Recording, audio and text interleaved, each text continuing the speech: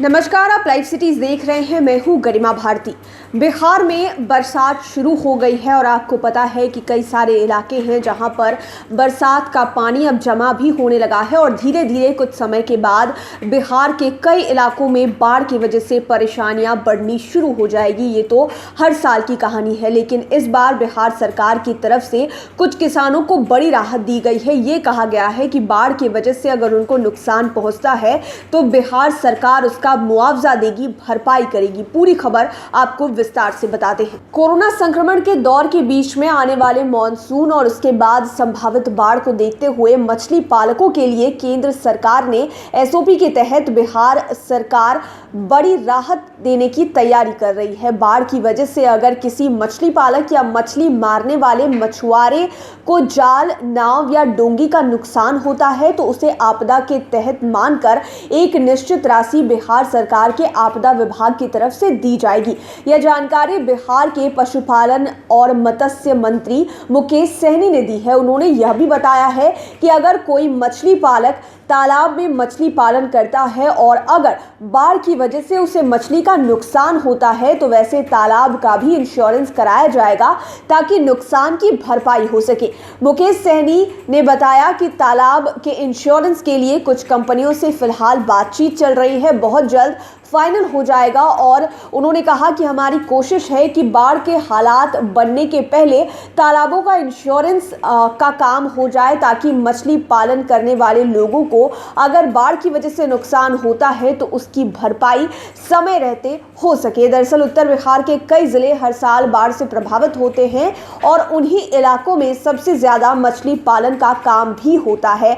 यानी कि आप समझ सकते हैं, जो नदी किनारे के इलाके हैं मछली पालन वहाँ का मुख्य पेशा बन जाता है और बाढ़ की वजह से वहाँ पर सबसे ज़्यादा परेशानियां भी उत्पन्न होती है।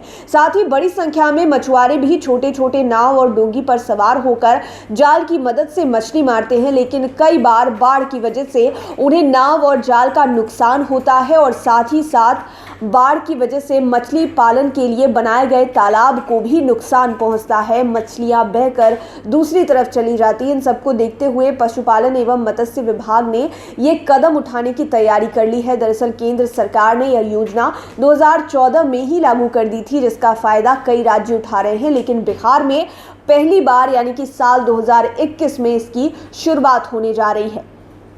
अब आपको बताते हैं कि किस चीज़ के नुकसान के लिए कितने रुपए का भुगतान करेगी बिहार सरकार। आंशिक रूप से क्षतिग्रस्त नाव की मरम्मत के लिए 4,100 रुपये दिए जाएंगे। वहीं आंशिक रूप से क्षतिग्रस्त जाल की मरम्मत के लिए 2,100 रुपये, पूरी तरह से क्षतिग्रस्त नौकाओं के लिए 9,600 रुपये दिए जाएंगे।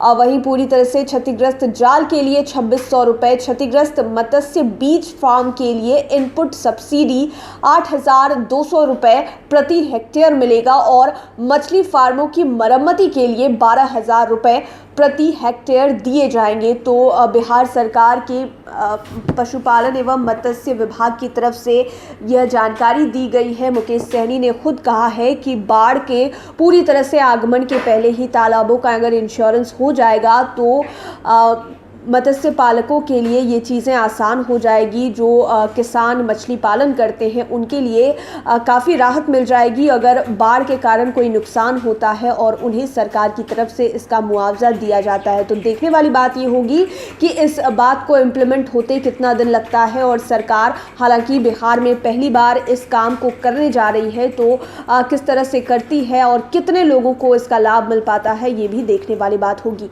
लाइव सिटीज़ के साथ आप बने रहें, हमारे चैनल को सब्सक्राइब करें। ये वीडियो फेसबुक पर देख रहे हैं तो पेज को लाइक करें, साथ ही साथ आप हमें ट्विटर पर भी फॉलो कर सकते हैं। धन्यवाद।